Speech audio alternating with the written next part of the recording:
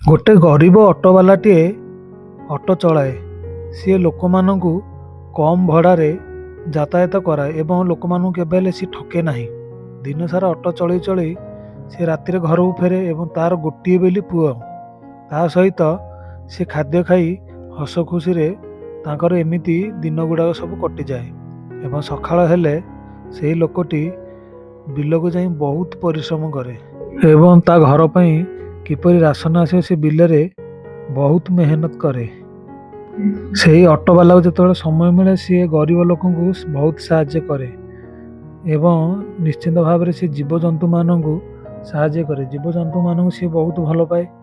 ତେଣୁକରି ଗରିବ ଲୋକଙ୍କୁ ଦେଖିଲେ ସେହି ଅଟୋବାଲାର ଆଖିରୁ ଧାର ଧାର ଲୁହ ଗଳିଯାଏ। ସେ ସେଇଥିପାଇଁ ଅନ୍ୟକୁ ସାହାଯ୍ୟ କରେ ଏବଂ ବାପା ପୁଅ ମିଶି ଗାଁରେ କୌଣସି ଅସୁବିଧା ହେଲେ ସେମାନେ ମଧ୍ୟ ସାହାଯ୍ୟ କରନ୍ତି।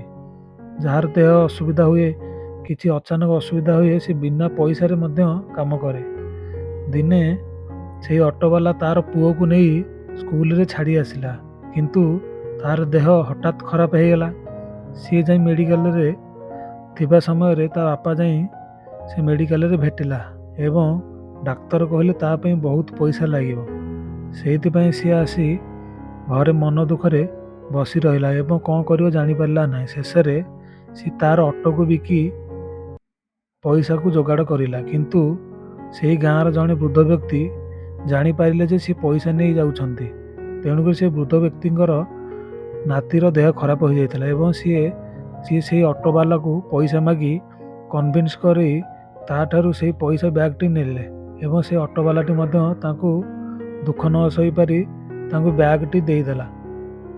କିଛି ଦିନ ଏମିତି ବିତିଗଲା ପରେ ସେହି ବୃଦ୍ଧ ଲୋକଟି ସେହି ଛୋଟ ପିଲାଟିକୁ ଆଣି ସେହି ଅଟୋବାଲା ପାଖରେ ପହଞ୍ଚିଲେ। ସେ ଅଟୋବାଲା ସେହି ପିଲାଟିକୁ ଦେଖି ବହୁତ ଖୁସି ହେଲେ ଏବଂ ତାକୁ କୋଳେଇ ନେଲା ଏବଂ ସେ ନିଜର ପିଲାକୁ ଦେଖିବା ପାଇଁ ଅଟୋବାଲା ଯେତେବେଳେ ହସ୍ପିଟାଲକୁ ଗଲା ସେତେବେଳକୁ ତା ପୁଅ ପୁରାପୁରି ଭଲ ହୋଇଯାଇଛି।